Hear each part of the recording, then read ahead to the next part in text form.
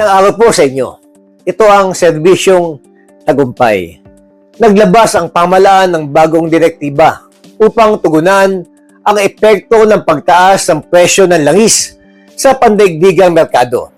Ito ay kasunod ng patuloy na tensyon at kaguluhan sa gitnang silangan na nagdudulot ng paggalaw sa presyo ng enerhiya sa buong mundo. Opisyal nang nilabas ng Malacanang ang Memorandum Circular Number 114, Series 2026, na nagtatakda ng mga hakbang upang mabawasan ang paggamit ng enerhiya at makatulong sa pagkontrol ng gastusin ng pamahalaan habang tumataas ang presyo ng langis.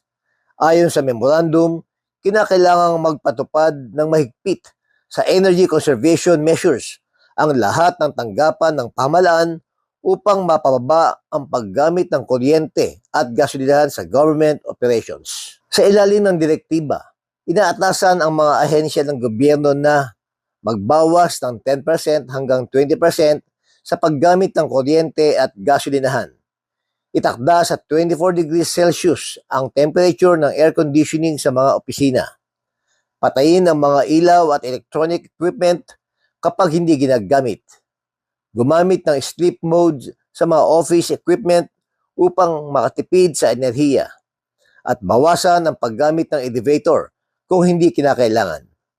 Kasama rin sa mga hakbang ang pagsasagawa ng virtual meetings at paglimit sa non-essential travel upang mabawasan ang konsumo ng fuel.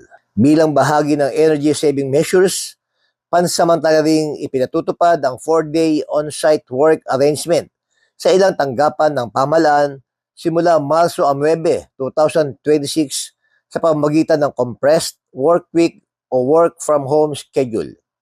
Gayunman, nilinaw ng pamahalaan na mananatiling normal ang operasyon ng mga frontline at essential services, kabilang ang mga tanggapan na nagbibigay ng serbisyong pangkalusugan, seguridad at emergency response. Ang mga hakbang na ito ay bahagi ng mas malawak na plano ng administration upang mapagaan ang epekto ng pagtaas ng presyo ng langis at matiyak na maayos pa rin ang serbisyo ng pamahalaan sa publiko sa kabila ng mga hamon sa pandaigdigang ekonomiya.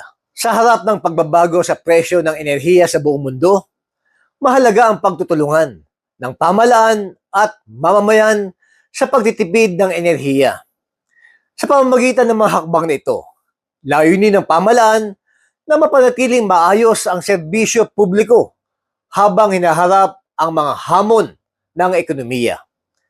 Ako po si Arnold Divina para sa serbisyong tagumpay. Sa bawat umaga, kami naririto, may inimigtapang sa bawat hakbang mo. Sa simpleng salita, sa munting gawa, paglingkod sa'yo'y aming panata.